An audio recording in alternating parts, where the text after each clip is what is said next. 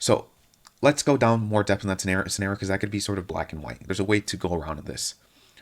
So what if the price actually goes below our strike price by a big portion? Because that's a possibility. The price, you can't predict what the price does. Look at what happened in COVID.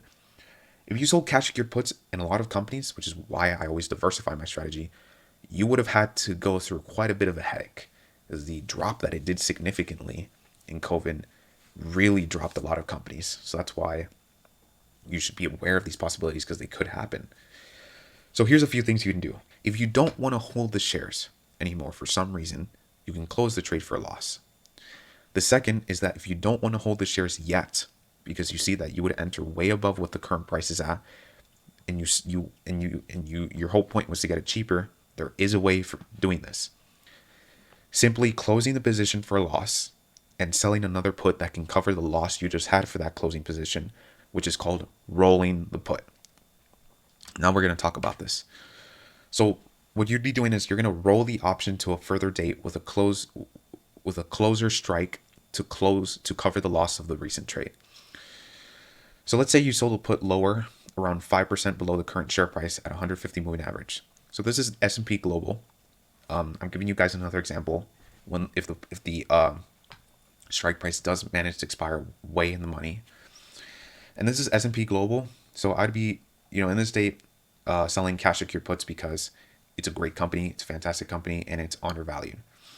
It was undervalued around 5%. So you'd enter also because it's technically reversing. It's at a hammer at the 50 moving average. So what I would do is I will find a put in the option chain with at least a premium of 1.8% of the entire buying power that will be used.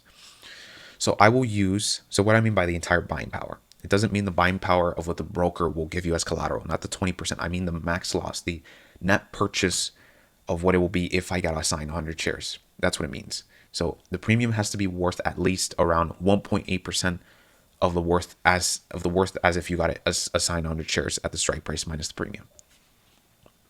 Now, I will sell a put on SPGI, which is S&P Global, because again, it's a great company.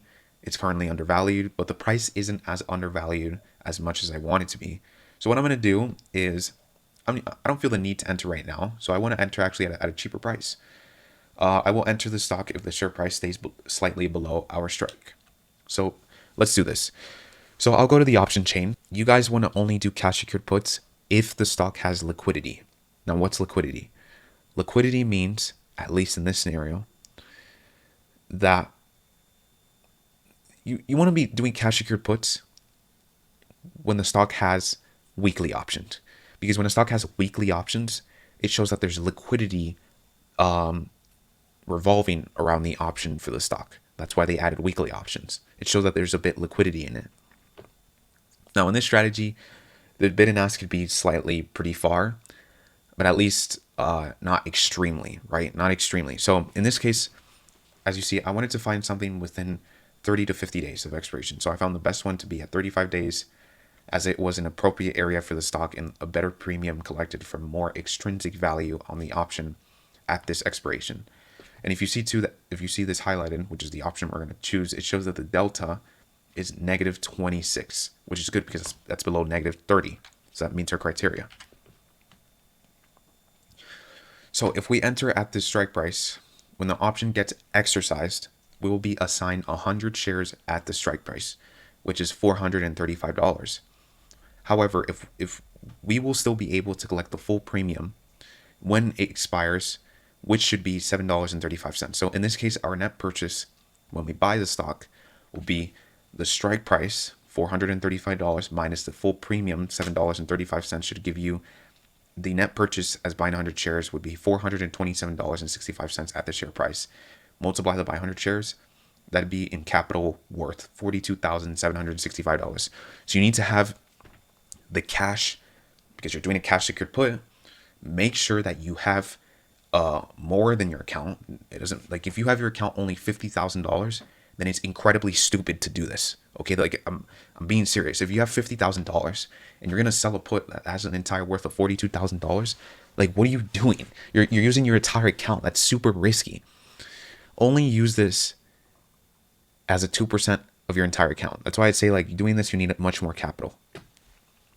Because look, it's you need to have the cash aside to buy the stock, which will cost you $42,000.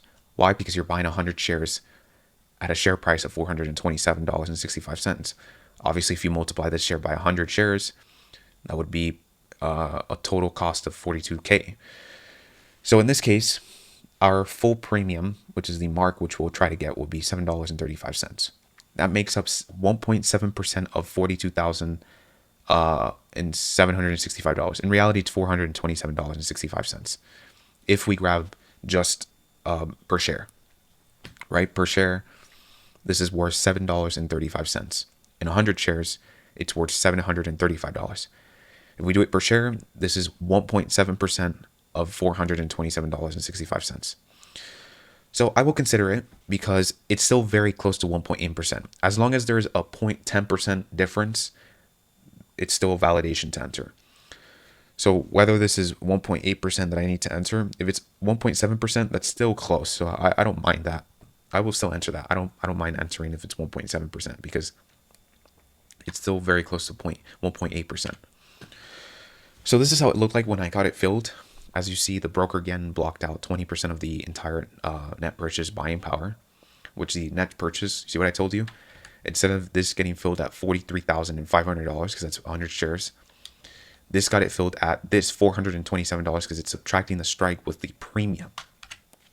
You can see the broker says that we'll have a max loss of $42,000 because that's what we have to pay if the stock goes down to zero.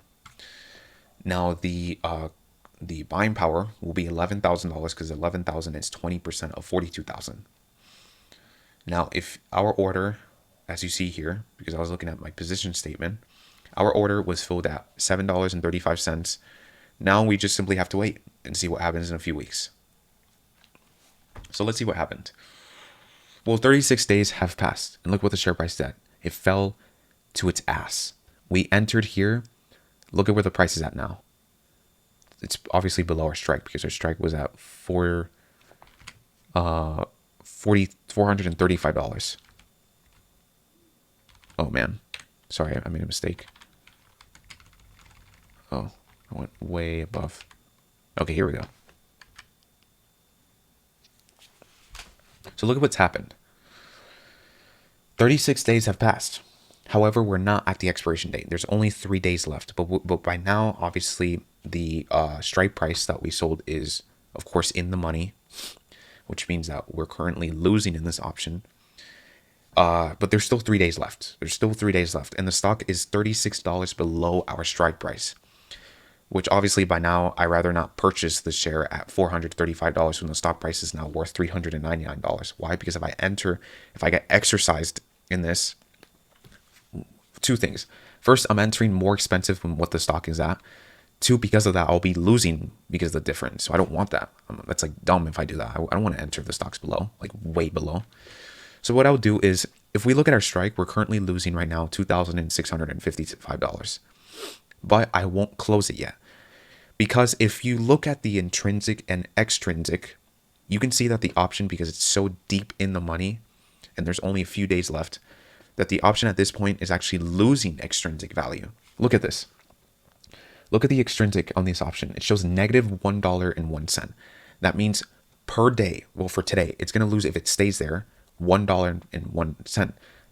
Why would I close now if I know that by the expiration, this option would not be worth $33? I know that for a fact. Why? Because there's still 3 days left. There's still extrinsic value, but by expiration, extrinsic value will be obliterated. There'll be no extrinsic value, which the only valuation left would be intrinsic, right? And if we look at this, the option is very oversold. It's very far from the 20 moving average. So what can you expect? It's going to likely snap back. There's only a few days. I mean, it's so deep in the money. There's only a few days left on the option. So at this point, it's losing more extrinsic value of the option by $1.45, which could possibly bring the price down for me to buy back at a lower price, which helps us as a seller to close the position at the expiration. So because of this, I will wait until the expiration date, because I know for a fact that if I wait, this option would be worth actually less than what it's worth right here, because there's going to be no time at expiration. And because of this, we want the option to be worth less, because we don't benefit if the option goes up in value. So if I know that the option will be worth less, like I know for sure it'll be worth less at the expiration, why would I sell it now? I mean, why would I buy it now? Why would I buy it back if I know if it's going to be worth less, right? That's just like facts. Like that's not, of course, there's a possibility. Like if the price goes down much more, of course, the price, I'd be entering at a much more loss, but there's more probability that the price will stay here and stay at this valuation than the price to continue down. Why? Because we're still in an uptrend. Look at the moving averages. So look what happened. Just in 3 days, the stock has stayed still towards the same price without big movements. Now, as you see, this was 3 days ago. It was this candle. But look at what happened in the next 3 days. There was 2 red candles, but it stayed at the same price. And look what happened today. It closed with a big green candle, which you can say that this green candle has erased these 2 red candles, which has actually filled the price higher than what we saw here, which means that for sure that the option that we saw that costed $33.50 now cost much less than that. Because one, there's almost no extrinsic value. And two, the intrinsic has gone down. Why? Because the price has gone up.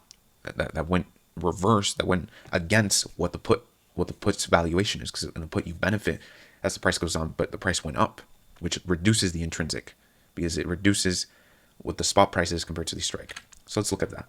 If we look at the option chain, look at the bid, look at the mark. It's at $30.30. I literally saved myself from waiting 3 days almost $300. I saved myself $300 for just waiting 3 days. And you see, I was right. Just waiting a few more days until the expiration has brought the price down, has brought the premium down, and we get to close the position at $30.30, which should give us a loss, of course, of $2,295 compared to 3 days ago, where if I bought it back at $33.90, I would have had to buy it back at $2,655 for a loss. And of course, now it has a little bit of extrinsic because the price has rose a little above what we saw a few days ago, which gives a tiny bit of extrinsic for the price to have a space for a few hours to meet the valuation at expiry, along with the drop a few days ago. So along with the drop a few days ago, because the Ivory rank 3 days ago was actually 100%, but just in the span of 3 days, the volatility went from 100% and dropped to 70%, which is a 30% drop in volatility. And of course, that affects prices negatively, which benefits us as the seller. Because as a seller, you benefit if the option gets cheaper. You don't benefit if the option gets more expensive. So that's what happened 3 days ago. That's why there was many situations. That's why I thought it was not a good idea or decision to decide to buy back the option if I know that all these criteria, all these indications are showing me that there's much possibility for the option to be worth less than what it's worth now, which it did. I saved myself almost $300. So by this point, I won't let myself get assigned at the strike. So what I will do is since I still want to own the shares, but I can take advantage too of the stock price drop, I can actually enter it cheaper than I thought from the drop on this great company. So what I will do is we'll close this position. So we'll close this strike for a loss. But what I will do is I'll look for another put 30 days ahead to cover the complete loss of what we had in the option that we closed here.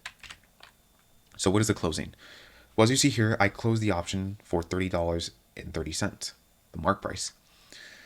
So first of all, why am I filling this option to buy back the put we sold instead of doing a rolling order? Because many of you might know what a rolling order is. Why am I not performing a rolling order? Well, preferably in this strategy, only in this strategy, which I only do this sort of thing, only in this strategy, I close the put manually, since I can bargain with the price to fill it at a little cheaper price what the ask is giving to me at the mark price. Because since we're entering one leg, we can do this compared to rolling where there's 2 legs.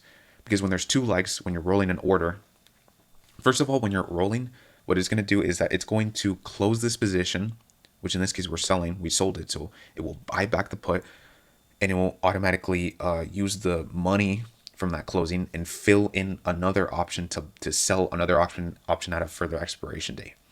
However, the problem with rolling like that, at least for cash secure puts, is that whenever you roll an option, every time you roll an option, they will always automatically close the sold put at the ask price, which is what I don't want. Why? Because the ask price is always going to be more expensive than the bid price. I always want to negotiate.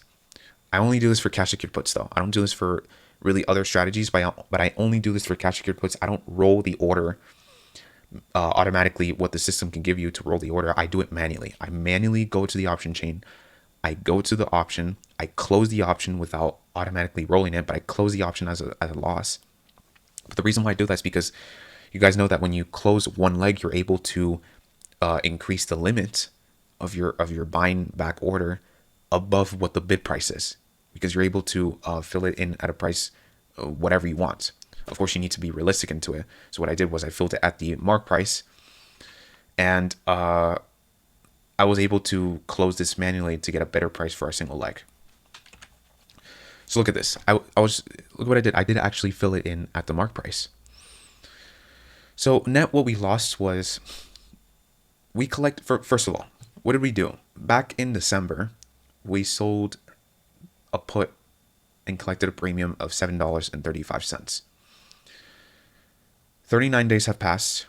It's January 28th, and that put now costed $30.30. So the net loss that we had was because every time you sell an option, you're going to collect a premium all the time. So what happened here was we made a credit that we sold $7.35. And if you subtract it by $30.30, which is the debit we had to pay back to the put we sold, our net debit, which is called our net debit is the total loss, which is $22.95. Because if you grab $30.30, subtracting it by $7.35, why? Because when you sell a put, you're collecting a premium. What does that mean? If you decide to buy back that put, and you decide to buy it back at the same price that you sold it, well, you're going to break even. You're not going to lose money, and you're not going to win money. What does that mean? You get to, you collect the premium because you bought it back. You bought it back at the same price.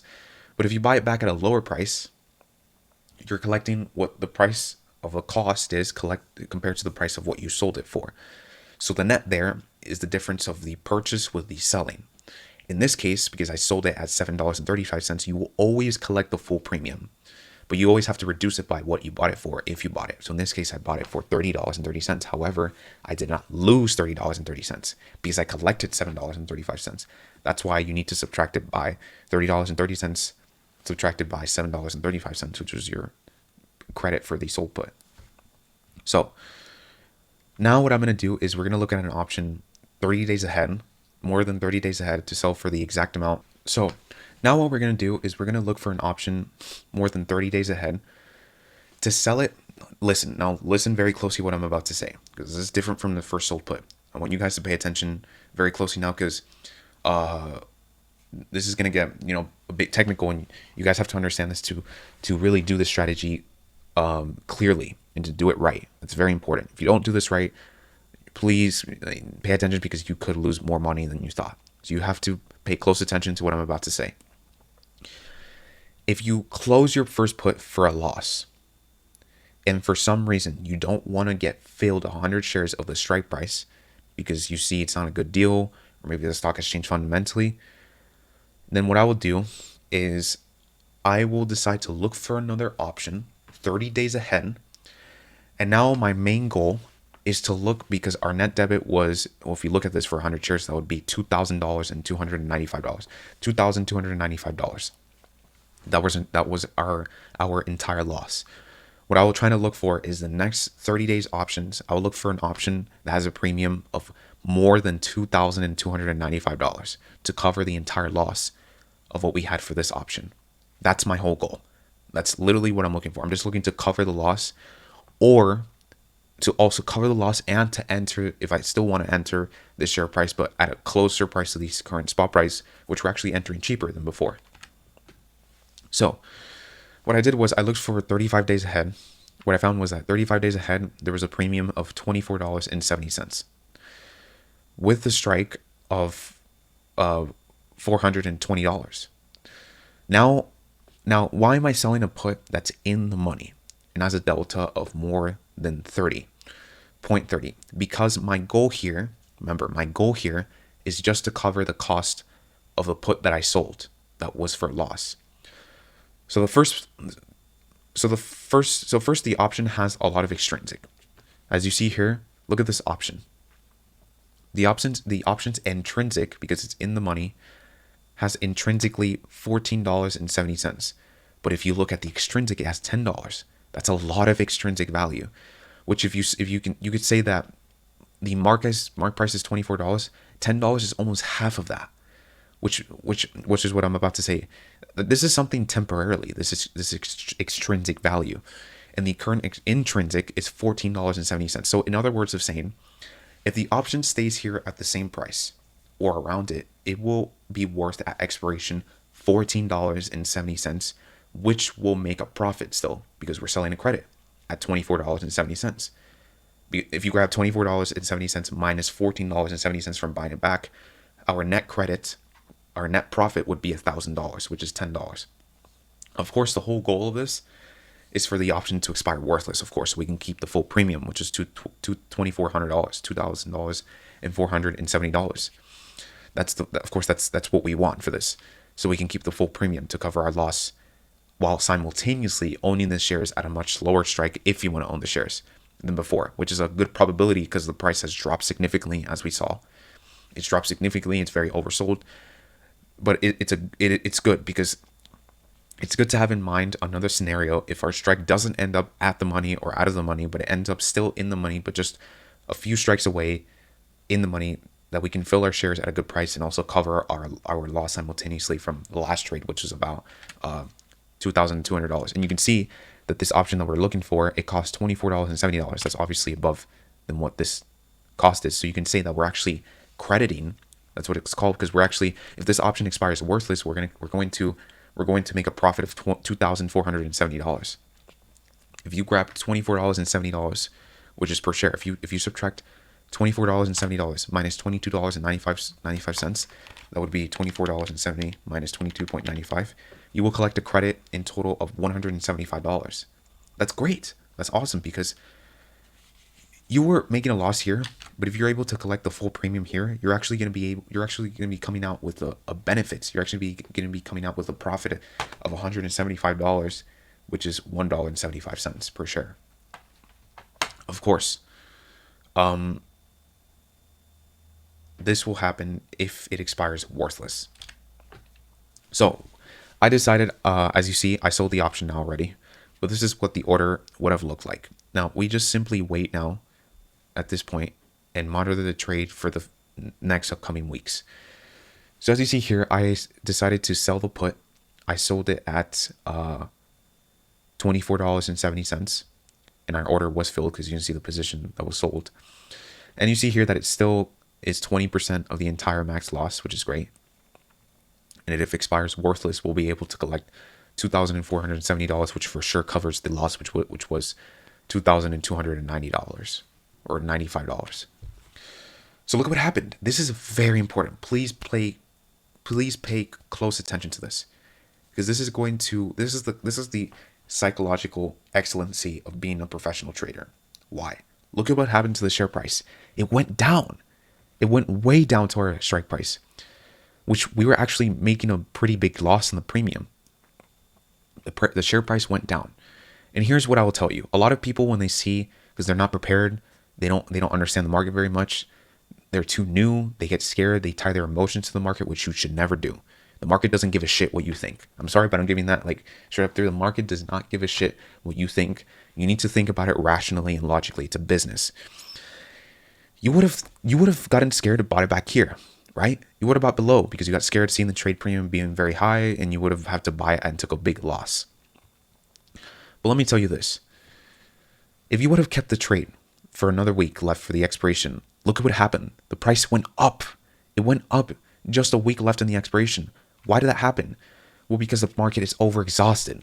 When there's too much selling going on, which means that when the prices are too oversold, when there's prices dropping, I call this sort of like a 90-degree drops. When you see 90-degree drops where there's significant drop prices within the bear market, which always happens within a downtrend. Prices, when you see less retracements, shallow retracements, the next retracement will come when there's bigger drops, will be a sharp rally. So you shouldn't buy when there is a time left in cash secured puts, only in cash secured puts.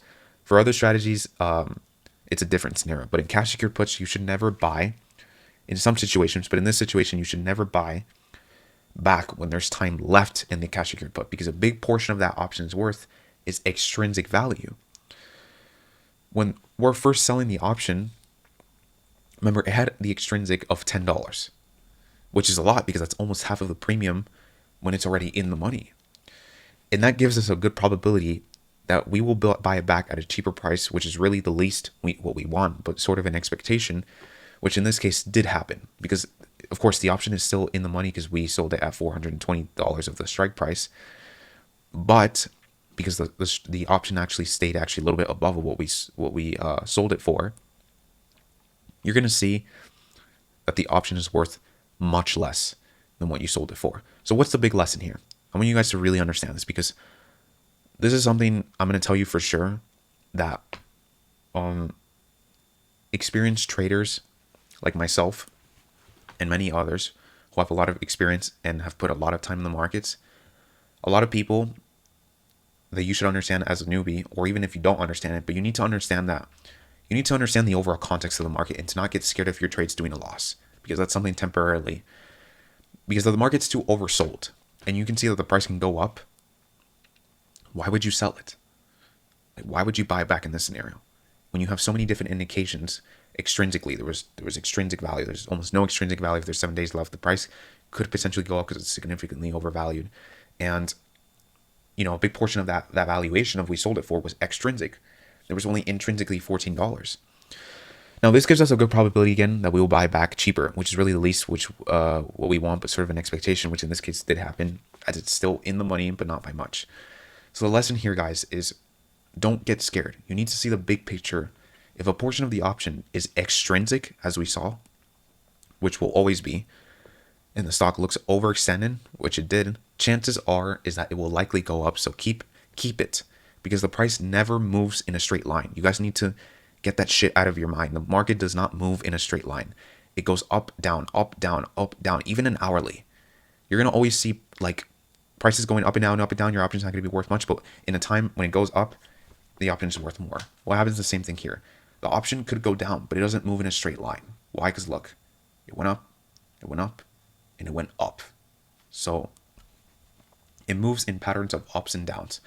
So anything that goes down by a lot with retracements of shallow retracements, like what it did here, shallow. When it goes in bigger drops with shallow retracements, chances are that very soon the next retracement will be very sharp and fast and with a lot of volume. And it did that. Okay, so that's a big lesson for you guys to understand.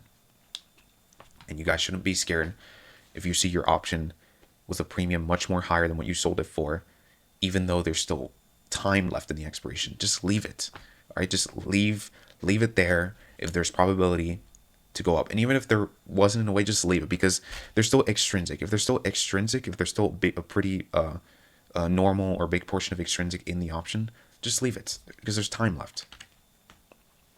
And this is why this is called results. Okay, how do you get results? You get results by being disciplined, by being focused to your rules, and being focused to your principles. The people who did this correctly will, because of your discipline, you were rewarded $1,000 instead of buying back here, because you waited this price to go up, and now you see that the option is now $13.75. Again, that's not the best, but we're able to cover now a portion of that loss. So here's where I'm going to talk about different scenarios, because this is one of the things that could happen, right? Because our option did not expire worthless. It actually expired with a bit of premium left, but however, the premium is much more less than what we sold it for. We sold it for $24.70. Now it's worth $13.70. The difference between here and here is $10.95, which 100 shares is $1,000.95. So there's two scenarios you could go about this. The first scenario is that if you do want to own the shares at this price, which I will, because there's only a difference here of a few dollars, since we will enter this if we let it expire in the money. We'll buy it now for 100 shares, but at a share price of $395.30.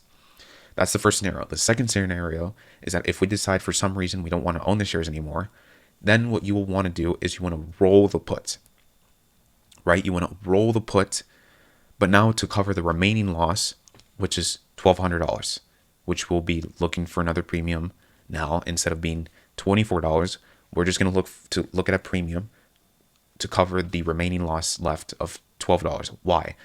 Because if you close this position, you're going to collect $1,000, $1,095. But remember, if you grab this net debit, $22.95, and you go here and you subtract it by $10.95, because that's the difference between the sold and what you can buy it for. If you grab $22.95, subtract it by $10.95, that will leave you with $12.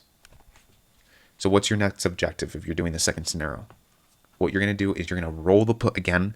You will close this trade for a credit of $1,095, and you will look for another option more than 30 days and look for an option costing more than $12 to cover the remaining loss of $12,000. So let's explore these two scenarios. Let's first explore the first scenario. So the first scenario is that, let's look at what happened entirely so you guys can understand clearly, because maybe a few of you might be confused because of the amount of numbers and the explanations, but let's really cover this to understand it clearly. So our first cash secured strike price, remember, our first put that we sold was at a strike price of $435. And then our premium that we collected was $7.70. If you subtract the strike with the premium, that will give you $427.43. However, we rolled the trade for a loss of $22.95 because remember that the option was way deep in the money. So we were actually covering a loss with the P&L. So what we decided was to look for an option 35 days ahead at a strike price of $420, which, remember, whenever you have to roll the put in a cash secured put for the second time and even the third time, please make sure that the strike price is below your next level strike price. Why? Because obviously if the strike price is below, way below than before, you do need to have the strike price to be below than the last strike price, because you want to, if you want to fill 100 shares, of course you want to enter cheaper with your strike price compared to before, because the current share price is cheaper. So you want to enter it cheaper relative to what the share price is at. So in the second put that we sold we chose a strike of $420 and we collected a premium of $24.70. So if you collect the net purchase, if we got assigned 100 shares, if it expired in the money, we would purchase it if the stock was at $390.30. So let's look at this very closely. If we take $390.30 that we will get assigned at a share price plus $22.95 of a premium loss on the last trade, that will mean that we will be entering literally at $413.25 of each share. Because remember, we had to pay $22.95 because we lost the first put. We had to pay $2,295. But now we actually get to buy the share price cheaper. But really the net entry, because we did lose, keep in mind that yes, we're entering the share price at this price, even though the price right now is at 407, we're able to enter it cheaper because we're collecting the premium of this. You will still be losing. You still need to remember that you lost your first put at $2,000. So in reality, your net entry after cheap buying, but buying back the put more higher, gives us as if we bought 100 shares at the strike of $413.25. Now, how did I get that number? Well, I got it by adding $390.30, adding that by $22.95, because that's our loss. Why? Because our loss will be like entering the price more expensive than where it's at right now. Obviously, it has to be more expensive because we experienced a loss of $2,200. You need to factor that in as if we entered in total with our loss in our game as we entered in total at $413.25. To me, that's a great deal because I want to own the share still, and it's actually so much more significantly cheaper to the last put that we sold. And our total entry before would have been $427.93 compared to $413.25, even factoring in the loss that we took. So now I get to actually buy it net in total for $413.25 per share. I will be entering literally $6.09 more expensive than the stock price is at. But I don't care because one, the stock price, if the stock price costs $400, the stock price moves more in that amount per day. Something that costs, when a stock costs $400, I'm very certain that the stock price moves per day more than $6 per day. So it's easy to make back $6 because it moves that by that amount per day. And two, because it's still significantly undervalued to the intrinsic. So not only are you buying cheaper than before, but you get to enter pretty close to the share price, which is only 1.4% above the share price. Literally, because if you grab $6.09, divide that by $413, that's only a 1.4% of what the share price is at. So that means in order to or no, I think I was factoring in the current share price, which is at $407, right? Because look, it's at $407 of the share price. Let's be more specific. It shows it here. We will be entering $6.09 more expensive because we're entering, like, if the share price was $413 when in reality it's at $407. But I don't care because it's only a few dollar difference, because I know that the stock can move that by that amount per day. Second, it's still significantly undervalued, and I'm actually buying it cheaper than before my other put. So if you look at this $6 is 1.4% of $407. So that's a good deal to me, because the stock only has to move 1.4% in order to cover the spread or the cost of expensiveness of $6 more expensive of entering my 100 shares at $413.25. All right, that's the first scenario. The second scenario is, let's say for some reason you don't want to own the shares anymore. The company has changed fundamentally. You don't see the returns or the ROI for your investment good anymore. So what you will do is that what you will do is then you should roll the put again. However, this time you will be finding a premium of the remaining net loss of the entire trades for the cash secured puts. So the remaining loss, as I said before, was now $1,200. So you should find a put costing $12 30 days ahead from now. Now remember, when you're rolling, you want to make sure that you're at least making a credit overall. Meaning that if you're looking at something costing $12, you need to find anything that has a premium above $12 so you can collect a credit overall in your entire trades. And this actually gives you more likelihood for the option to move a bit at a same price or slightly below.